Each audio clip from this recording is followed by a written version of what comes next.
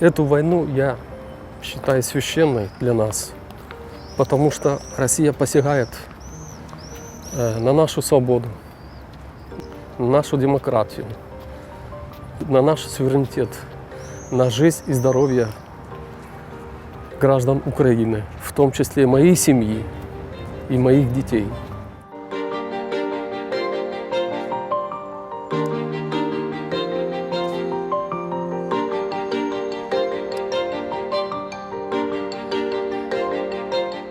День начала войны я прекрасно помню. Я и супруга, дети, все были в квартире, мы слышали звуки взрывов и поняли, что началась война. И я тогда проснулся, и я уже знал, что делать, потому что до этого, за 3 недели до начала полномасштабной войны, я уже вступил в ряды территориальной обороны Днепровского района города Киева. Вот.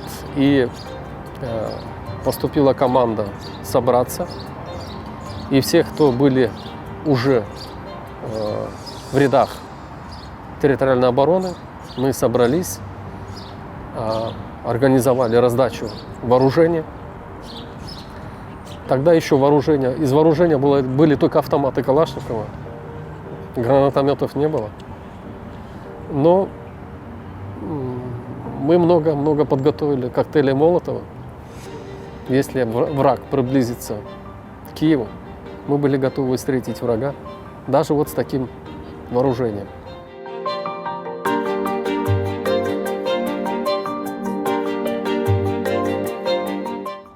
Закон мне позволял взять своих несовершеннолетних детей, 3, и выехать с территории Украины. Но я этого не сделал и не мог бы сделать по той простой причине, что мне было бы стыдно перед своими детьми оставлять уже и их родину, потому что они тут родились и выросли. И это было бы предательством по отношению к моим детям и к моей супруге.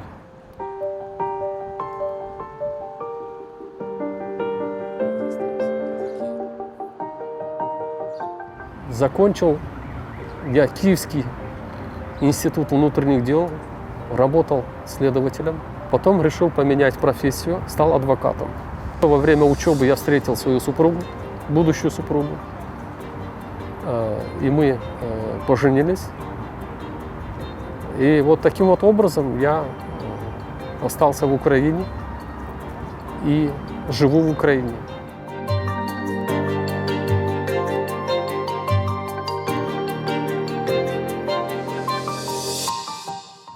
Мои родственники, которые проживают там, в Туркменистане, в Турции,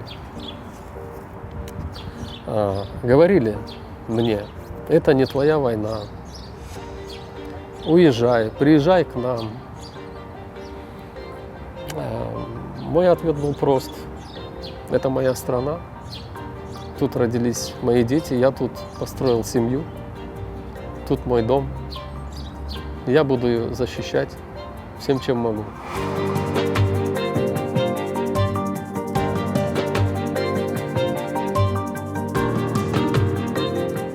Да, внимание, есть временные трудности с деньгами, угощаем бесплатно.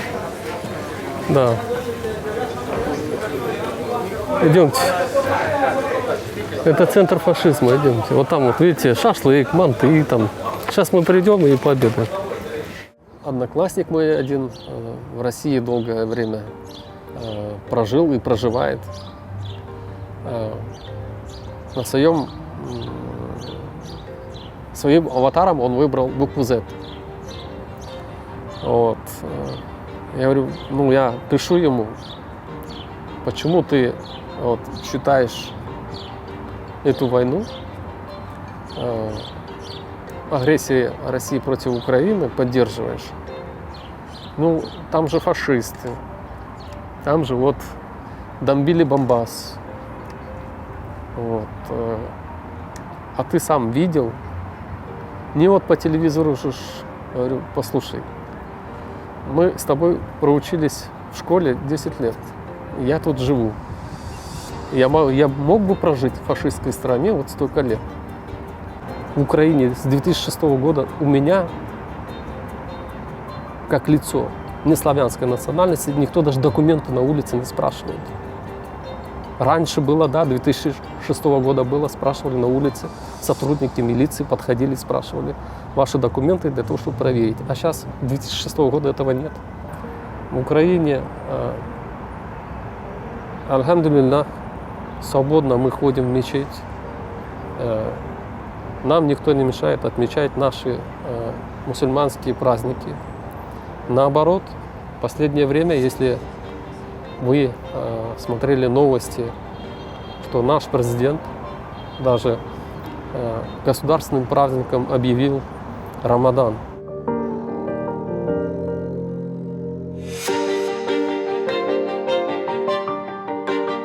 Эту войну я считаю священной для нас, потому что Россия посягает на нашу свободу, на нашу демократию, на наш суверенитет, на жизнь и здоровье граждан Украины, в том числе моей семьи и моих детей. Они пришли ко мне в дом с войной, а не я к ним. И я тут не давал им повода для того, чтобы они пришли сюда с войной. Русских я тут не обижал.